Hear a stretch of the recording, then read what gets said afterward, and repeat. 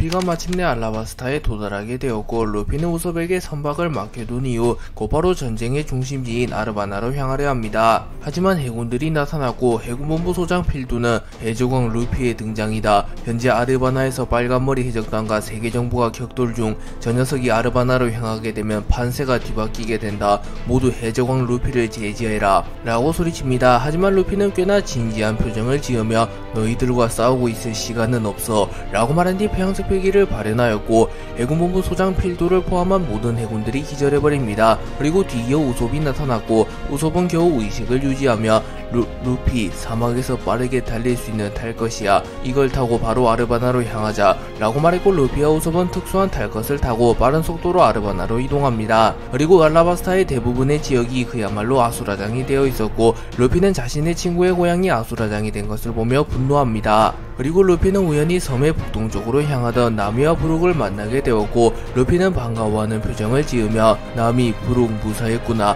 라고 말합니다. 그리고 나미는 루피를 보며 안심하였기에 긴장이 풀리게 되었고 눈물을 흘리며 루피, 역시 너는 승리했구나. 하지만 초파가 꽤 다치게 되었어 라고 말했고, 루피는 브룩에게 안긴 다친 초파를 보게 됩니다. 그리고 루피는 매우 분노하며 역시 세계정부의 짓인가. 초파의 복수는 내가 꼭 해줄게. 근데 너희들은 어디로 가는 중이야? 아직 전쟁이 끝나진 않은 것 같던데 라고 말하며 나미와 브룩에게 어디로 가고 있냐고 물었고, 브룩은 빨간머리 해적단 부선장 벤베크맨 씨의 도움을 받아 저희는 신의 기사단으로부터 벗어났습니다. 비비양 역시 이곳으로 올 것이라고 했습니다 라고 말해주었고, 루피는 베크 아저씨의 말이라면 그렇게 될 가능성이 높아. 나는 아르바나로 향해 샹크스를 도울게. 너희들은 비비와 함께 이곳을 탈출해. 우리 다시 샤본디에서 만나는 거다. 우솝, 너도 나미, 브룩과 함께 떠나 라고 말했고, 우솝은 역시 체력이 팔팔한 이 몸의 경호가 필요한가. 루피, 나에게 맡기고 떠나 라고 말했고, 루피는 곧바로 아르바나로 향합니다. 그리고 아르바나는 샹크스와 워큐리의 대결이 한창이었기에 루피는 아르바나에 가까워질수록 강력한 패기를 느끼게 됩니다. 샹크스가 최후의 기술을 준비하기 위하여 자신의 패기를 극대화시켰고, 샹크스의 폐양색 패기가 섬 전체를 뒤덮습니다. 그리고 대다수의 해군 알라바스타군이 그대로 기절하였고, 워큐리는 섬 전체를 뒤덮는 폐양색 패기라 목숨을 담보로 한 기술을 시전하겠다는 건가. 허면 나 역시 전력을 보일 수밖에 없겠군 이라고 말했고, 워큐리 역시 자신의 폐양색 패기를 극대화시켰고, 알라바스는 순식간에 샹크스와 워큐리의 패기로 뒤덮입니다. 그리고 샹크스와 워큐리는 곧바로 충돌하려 했으나 그 순간 공중에서 루피가 날아왔고, 루피는 꽤나 진지한 표정을 짓고 있었습니다. 그리고 루피는 곧바로 기어 피프스를 사용하여 니카로 변하였고, 루피는 고무고무 던 게틀링건을 사용하여 워큐리를 공격합니다. 그리고 워큐리는 곧바로 사화천신 태평을 사용하여 루피의 공격을 막아내는데 성공하였고, 워큐리는 벌써 나타난 건가. 우리의 계획보다는 이른 등장이군 해적왕 이라고 말합니다. 그리고 루피는 샹크스를 바라보며 샹크스, 이제 저 녀석은 내가 맡을게 라고 말했고, 샹크스는 웃음을 지으며 하하하, 루피, 이젠 입장이 완전히 뒤바뀌었구나. 산적과 해왕류로부터 구해준 게 엊그제 같은데 이제는 네가 나를 구해준다니. 이젠 정말 그 모자가 잘 어울리는 남자가 되었어. 로저 선장님보다 말이다 루피 라고 말해주었고, 루피는 웃음을 지으며 니 시시시, 샹크스, 동료들을 부탁해. 저 녀석은 내가 날려버릴 테니 우선 동료들을 데리고 이 섬에서 빠져나가줘 라고 말했고, 샹크스는 루피를 놔두고 도망갈 생각은 없었으나 우선은 루피의 동료들을 수습하는 게 먼저라고 생각했고, 곧바로 아르바나 궁전을 향하여 달려갑니다. 그리고 루피는 워큐리를 보며 분노하는 표정을 지으며 어이 영감, 내 친구들을 다치게 만들었다면 책임질 각오는 해뒀겠지 라고 말하였고, 워큐리는 신의 기사단 타이톤에게 준비는 해두었겠지. 밀짚모자가 생각보다 일찍 나타났으나 계획은 변함없다 라고 말하였고, 타이톤은 예 물론입니다. 워큐리성, 콩 전군 총수의 위치와 비비 납치 성공 여부를 확인한 이후 곧바로 계획을 시작하도록 하겠습니다 라고 말하며, 워큐리와 타이톤은 애시당초 루피가 올 것을 알았으며 그에 따른 대비책은 물론 어떠한 작전까지도 세워놓았다는 게 암시됩니다.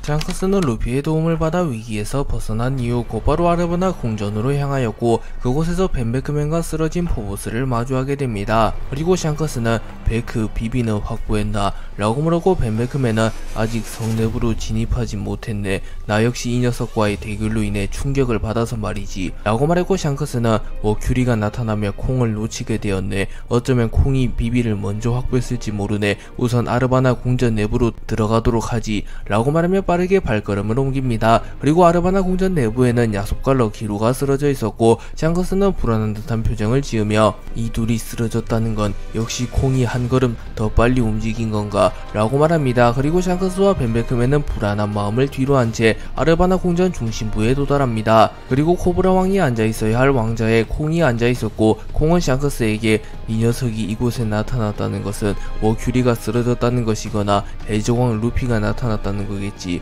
라고 말했고 샹크스는 비비는 어디로 갔지?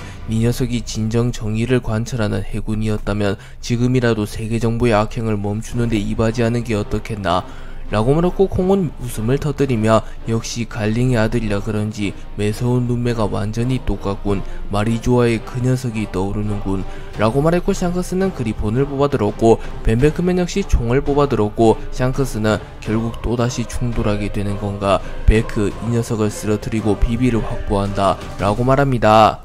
샹크스와 벤베크맨은 당연히 콩이 적이라고 판단하였고 곧바로 콩을 공격하려 합니다. 하지만 콩은 아무런 전투태세를 갖추지 않았고 의구심이 든 샹크스 역시 주저합니다. 그리고 콩은 비비라면 북동쪽 해안으로 갔다네. 내 전용 선박을 타고 이 섬을 빠져나가라고 말이 두었네. 아마 비비는 샤본디에서 밀짚모자를 당하 제외하게 될 걸세 라고 말해주었고 샹크스는 당황하는 모습을 보이며 그곳에는 나의 부하들이 주둔 중이다. 나에게 이 사실을 알리는 이유가 뭐지? 라고 물었고 콩은 만에 하나 자네의 부하들이 비비를 공격하게 될 거지. 그런 꼴을 보기 싫다면 당장 연락하게나. 콩의 선박을 건드리지 말라고 라고 말했고 샹크스는 세계정부를 배신하는 건가? 혁명군이 입수한 정보에 의하면 이 녀석과 신의 기사단 총사령관은 차기 불로수술 1호 대상자, 세계정부의 밑에 있다면 영생을 누리며 무소불위의 권력을 누리게 될 터인데 이제 와서 세계정부를 배신할 이유는 없을 텐데 라고 물었고 콩은 과거 해병이었던 시절을 떠올리며